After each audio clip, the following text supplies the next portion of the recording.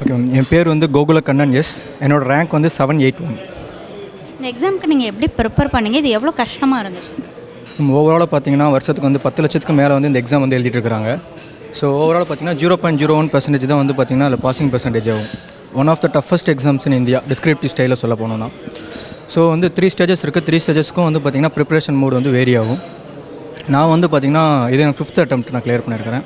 So last 6 இயர்ஸாக வந்து பார்த்திங்கன்னா கண்டினியூஸாக ஹார்ட் ஒர்க் போட்டிருக்கேன். ப்ளஸ் பெர்சிஸ்டன்ஸ் ப்ளஸ் லக்கும் வந்து பார்த்திங்கன்னா இந்த எக்ஸாமுக்கு நமக்கு ரொம்ப தேவைப்படுதுங்க. இப்போது இந்த எக்ஸாமுக்காக நீங்கள் என்னென்ன சாக்ரிஃபைஸ் பண்ணியிருக்கீங்க? சரி, பார்த்திங்கன்னா இது வந்து என்னோடய அடல்ட்ஹுட்டில் என்னோடய ப்ரைம் இயர்ஸ் இது வந்து. ஸோ நான் அந்த 6 இயர்ஸுமே வந்து பார்த்திங்கன்னா முழுக்க ஸ்டடீஸ்க்காகவே சாக்ரிஃபைஸ் பண்ணியிருக்கிறேன். நிறைய விஷயங்கள் இழந்திருக்கிறேன். நிறைய விஷயத்தில் எம்பாரஸ்மெண்ட் நடந்திருக்கு. ஸோ இதெல்லாம் கன்சிடர் பண்ணுறப்ப வந்து பார்த்திங்கன்னா good part of my life வந்து பார்த்திங்கன்னா நான் இந்த எக்ஸாமுக்காக நான் சாக்ரிஃபைஸ் பண்ணியிருக்கேன். இப்போது நீங்கள் 6 இயர்ஸாக ப்ரிப்பேர் பண்ணேன்னு சொன்னீங்க.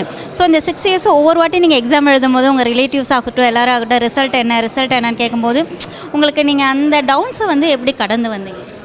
ஸோ ஓவரால் வந்து பார்த்திங்கன்னா எனக்கு இது ஒரு எக்ஸ்பீரியன்ஸ் மாதிரி சொல்லலாம். ஃபஸ்ட்டு ஒரு 4 அட்டம்ப்ட்ஸ் வந்து கிட்டத்தட்ட நான் கொடுக்குறப்ப வந்து நான் ஆல்ரெடி ஒரு தடவை இன்டர்வியூ கொடுத்து வந்திருக்கேன். ஸோ நம்ம ரிலேட்டிவ்ஸ்க்கும் சரி ஓவராக வந்து பார்த்திங்கன்னா அந்த எக்ஸாம்ஸ் பற்றின அவேர்னஸ் வந்து ரொம்ப கம்மி. ஸோ இன்டர்வியூ போயிட்டாலே கிளியர் பண்ணிட்டாங்க அப்படின்ற ஒரு அவேர்னஸ் இருக்குது. ஸோ நான் இன்டர்வியூ போயிட்டு கிளியர் பண்ணலான்றப்போ ஒவ்வொரு தடவையும் கேட்க ஆரம்பித்தாங்க. இந்த வருஷம் அட்டம் பண்ணுறப்ப வந்து பார்த்திங்கன்னா நான் என்ன பண்ணேன்னா நான் யார்கிட்டையும் எதுவுமே சொல்லவே இல்லை. ஸோ மெயின்ஸில் ஃபெயில் ஆகிட்டேன் அப்படின்னு சொல்லிட்டு தான் வந்து நான் இன்டர்வியூ அட்டன் பண்ணேன். ஸோ இன்டர்வியூ கிளியர் பண்ணதுக்கப்புறம் தான் எங்கள் ஊரில் இருக்க எல்லாருக்குமே வந்து நான் ஒரு கிராமத்துலேருந்து வந்திருக்கேன். எங்கள் ஊரில் எல்லாருக்குமே வந்து பார்த்திங்கன்னா ஒரு ஷாக்கிங் நியூஸ். ஸோ என்னோடய ஜூனியர் ஆஸ்பிரண்ட்ஸ் நான் என்ன சொல்ல வரேன்னா நீங்கள் எழுதுறீங்கன்றதை வெளில யார்ட்டும் சொல்ல வேணாம்னு தான் நான் சொல்லுவேன். இது நான் ஃபாலோ பண்ணேன். நீங்கள் இப்போது இன்டர்வியூ கிளியர் பண்ணதுக்கப்புறம் உங்கள் ஊர்லேருந்து வர ரெஸ்பான்ஸ்லாம் எப்படி இருந்துச்சு? எல்லாருமே ரொம்ப சந்தோஷமாக இருந்தாங்க. ஸோ எங்கள் கிராமத்துலேருந்து ஆல்ரெடி 2 பேர் சிவில் சர்வீஸில் இருக்கிறாங்க. ஸோ 3ஆவதாக நான் சேர்ந்தது அப்படின்றது வந்து பார்த்திங்கன்னா நான் ஒரு ஃபஸ்ட் கிராஜுவேட். எங்கள் வீட்டில் எங்கள் அப்பா அம்மா 2 பேருமே வந்து படிக்கலை. ஸோ எல்லாருமே ரொம்ப சந்தோஷமாக இருக்காங்க. அவங்க வீட்டில் ஒரு பையன் ஜெயிச்ச மாதிரி எங்கள் கிராமத்தில் எல்லாரும் கொண்டாடுறாங்க. நீங்கள் ஃப்யூச்சர் இந்த சிவில் சர்வீஸில் மக்களுக்கு என்ன பண்ணணுங்கிறது உங்களோட மோட்டிவாக இருக்குது, மெயின் மோட்டிவ்?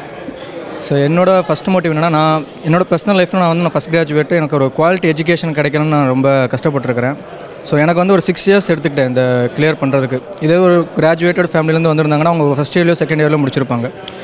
ஸோ என்னோட மிஷன் அண்ட் மோட் என்னென்னு கேட்டிங்கன்னா என்னை மாதிரி இருக்க ஸ்டூடெண்ட்ஸ்க்கு வந்து ஃபஸ்ட் கிராஜுவேட்டு இல்லை சோசியோ எக்கனாமிக்கல் பேக்வேர்டில் இருக்க ஸ்டூடெண்ட்ஸ்க்கு வந்து ஒரு குவாலிட்டி எஜுகேஷன்ஸ் கொண்டு போய் சேர்க்கணுன்றது என்னோட ஆசை.